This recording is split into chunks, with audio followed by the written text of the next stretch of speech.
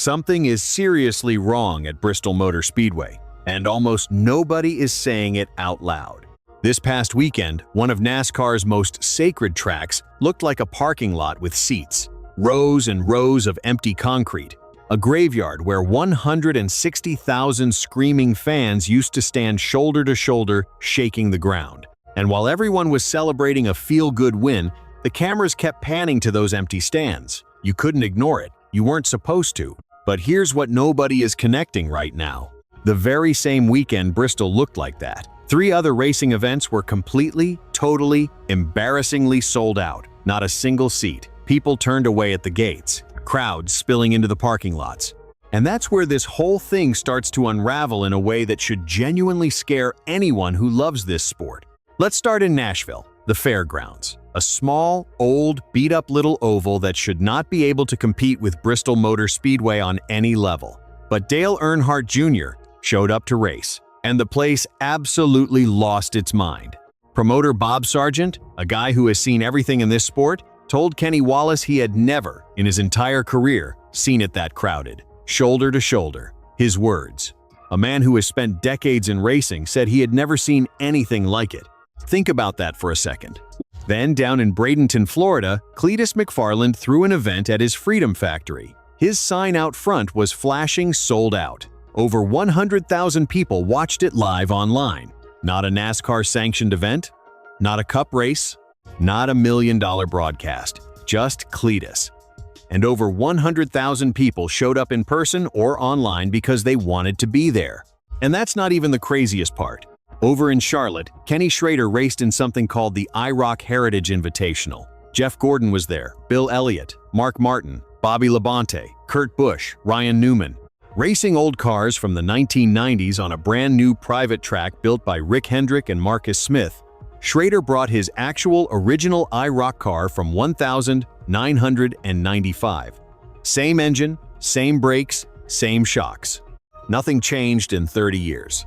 He called it play racing. He said it was a blast, and the place was packed. Now stop.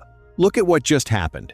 Bristol, 160,000 seat capacity, one of the crown jewels of NASCAR, host of some of the most legendary moments in the history of this sport, looked empty.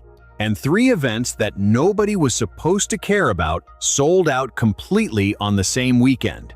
You tell me that's not a problem. Go ahead. I'll wait. Kenny Wallace put it as plain as it gets. He said it's always a better look to have a small restaurant packed than a big one half empty. A line out the door makes people feel like they're missing something. Empty seats make people feel like everyone already left. And right now, Bristol is giving off that second feeling in a way that is impossible to spin. But here's where it gets complicated, and this is the part that will make you think. Kenny Schrader pushed back hard on the nostalgia argument. He said he doesn't see any burning desire for old-school NASCAR from the average fan. He made a point that is actually sharp when you sit with it. Nashville was packed because of Dale Jr., not because of 1,987. Cleetus McFarland's crowd showed up because Cleetus built something exciting, not because they missed Darrell Waltrip. It wasn't about the past. It was about connection, energy, feeling like something real was happening right in front of them. And that might be the thing Bristol has quietly lost. Now let's talk about the actual numbers, because this is where it stops being a vibe conversation and starts being a business conversation. Schrader estimated Bristol was running around 20 to 25% of full capacity. Sounds catastrophic, but here's the twist nobody is leading with. Even at 25%, Bristol had more physical human bodies in those stands than a completely sold-out Nashville Fairgrounds. Nashville holds around 12,000 people. Bristol at a quarter full is still a bigger crowd. So which one looks better on television? Which one feels like an event? Which one makes a sponsor feel like their logo is being seen by a passionate, engaged audience versus a sea of empty plastic? Schrader broke down the money side of it clearly. A major sponsorship at Nashville might run you around $50,000. At Bristol, you're talking well over $100,000. And the argument is, you get what you pay for. But if the cameras keep showing those empty rows, if the atmosphere keeps feeling hollow, that math starts getting harder to defend. And then someone asked the question that nobody in NASCAR wants to officially answer yet. Should Bristol lose a race date? Should they pull the spring race entirely and consolidate everything into the August night race to force demand, force scarcity, make people feel like they have to show up because there's only one chance? Schrader wouldn't give a clean yes or no, but the fact that the question is being asked seriously by people inside the sport, by people who love Bristol, tells you everything about where things actually stand right now. This is where things take a turn. Because while all of this was happening in the background, something went down on the actual racetrack that the sport needed badly. Ty Gibbs won his first Cup Series race at Bristol, and the timing of it was almost cinematic in a way that feels scripted but wasn't.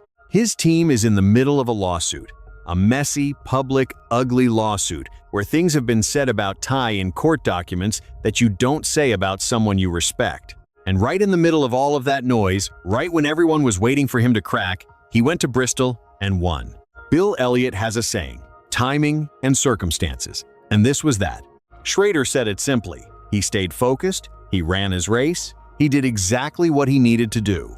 And late in the race, when everything was stacked against him, when Ryan Blaney took 4 fresh tires and Kyle Larson took 2, when every strategy angle said Ty was about to lose what he had built, he held on anyway. Claire B. Lang got to interview his mother after the win. And if you watched that and felt nothing, I don't know what to tell you. This woman lost her husband.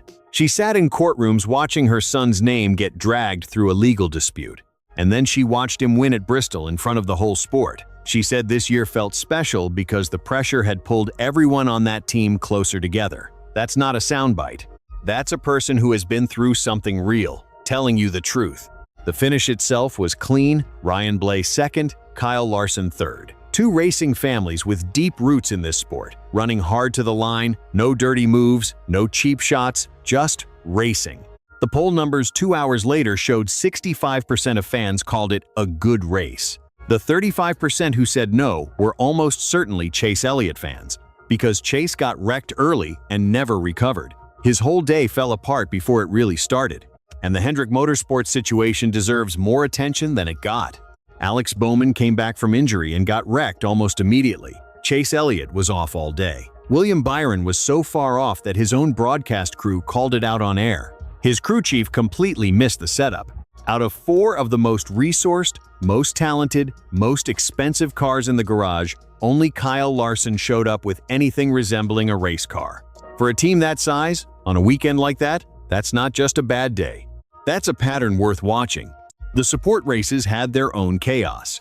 The truck race came down to the final moments. Christopher Bell held off Caden Honeycutt, but there was drama because Honeycutt's own teammate refused to move out of the lane when it mattered. Schrader explained what he always did in those situations. When it's inevitable, you get out of the way. You don't cost both drivers what they've been working for. But not everyone learned that lesson, apparently. Bell's win hit different, though. He was driving for Stuart Friesen, who got seriously hurt in a recent wreck and has been working his way back. When Bell crossed the line and Friesen ran out and wrapped him up in a bear hug, Bell nearly cried on the broadcast talking about what it meant to give that team something to feel good about. That's the sport at its best, a human moment inside all the noise. Then the Xfinity race gave everyone one more late lap heart attack. Kyle Larson ran away from the field early.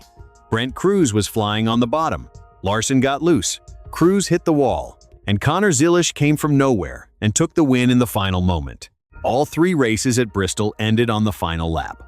All 3. You want to talk about whether Bristol still has it in its DNA?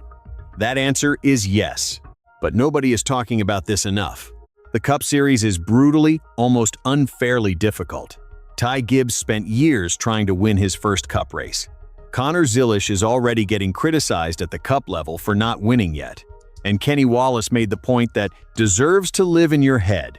People are out here comparing Truck Series winners to Richard Petty, and the wall between what the O'Reilly Auto Parts Truck Series requires and what the Cup Series demands every single week is taller than most people are willing to admit. So here's where we actually land. Bristol isn't dead. The racing proved that this weekend.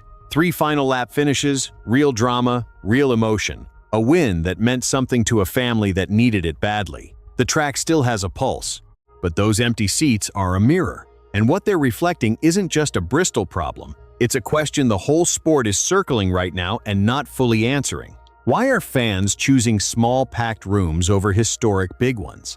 What does it mean when a YouTuber with a racetrack in Florida draws a crowd that rivals a crown jewel event?